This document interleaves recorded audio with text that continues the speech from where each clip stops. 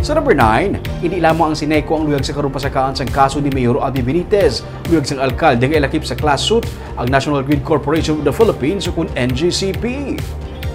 Plano karon sang alkalde nga mag-hire sang private lawyer nga amo ang magahikot sa iya pagapangunahan nga class action suit.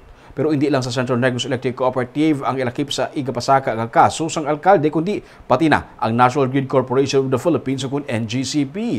Para sa alkalde, dapat may manabat sa sunod-sunod nga mga power outages humalin sang Abril nga nagresulta sa pagkaguba sa mga electrical appliances sa mga konsumidor, lakip na ang iya nga personal nga conditioning unit sang alkalde. Ginpahayag sa ni Sineco Acting General Manager Attorney Arnel Lapore nga hindi sila ang dapat basulon sa tinalikdan nga power outages kundi ang NGCP nga nag-aako nga nagkadiferensya ang grid tugaman sa pag-disengage sang pila ka mga power generators sa panay.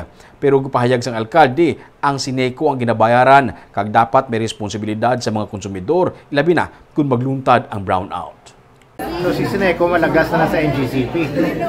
But then we can, depending on the suggestions of lawyer, do we file against Sineco? Do we file both Sineco and NGCP? I think I leave that up to the lawyer to make the decision. But nonetheless, ang akon lang ya is ang ato nga ginabayaran nga bill na kuryente is with Sineco. So sila anay lagsulta. So there is what supposedly a protection system. That protection system did not function.